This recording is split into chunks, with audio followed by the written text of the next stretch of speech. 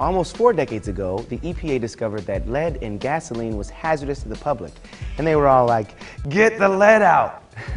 But by the mid-'80s, they had succeeded and instances of lead poisoning had decreased. But lead is still in general aviation fuel, and it's a problem especially if you live near an airport. Now, one Indiana company has come to the rescue with an innovative new solution. See it here on Dream It Green.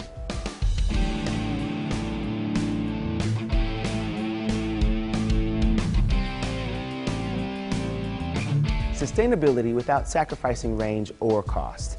That's what Swift Enterprises can do with the new biofuel it created for the aviation industry, a planned replacement for the leaded gas that has been powering small airplanes and polluting our air since the 30s.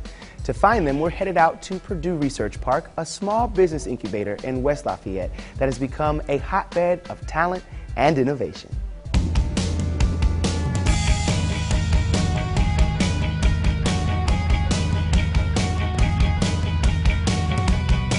We manufacture a bio-aviation fuel that doesn't force you to sacrifice performance of your aircraft. It has the same performance without using lead like the current fuel does, which is very harmful to human health and wildlife. We're getting away from petroleum. So I guess you call it biofuel 2.0.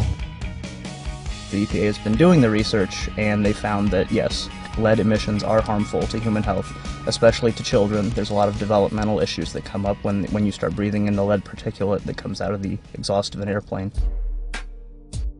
It comes out as a dust. It comes out as like a white or black powder that's just deposited on things. Since general aviation has 45% of the annual lead emissions, we're the biggest target, and therefore the ones who are being hit first. Leaded fuels, right, have been out of cars since the mid-'70s. Why still are they in aviation fuel? It's because they have no other option. Right now, Swift is really the front runner to replace that fuel. When that goes away, whether or not there's a replacement will determine whether or not general aviation continues. But a lot of people say, who cares? But when you consider all of your airline pilots are trained in small aircraft first before they go to jets, you're going to notice an issue there very quickly. Airline tickets will go through the roof because they can't get pilots.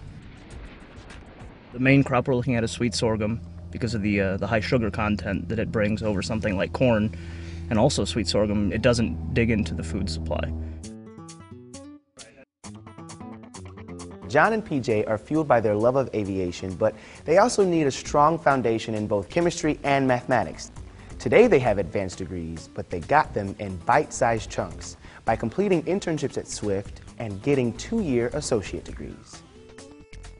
You get a little nervous because you do realize you have human lives. I mean, something as simple as an equation, right? You want to make sure you've got your math correct because now this guy who has a family is putting his life on the line to prove that your stuff works.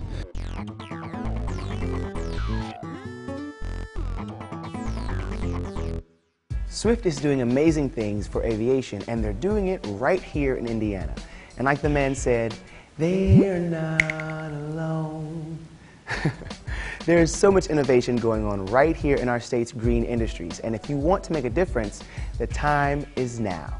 Check out the Hot Jobs section of the site and see more about the people with jobs just like these. And sign up now to get connected with education and advice on how you can land an amazing job in Indiana's fast-growing green economy.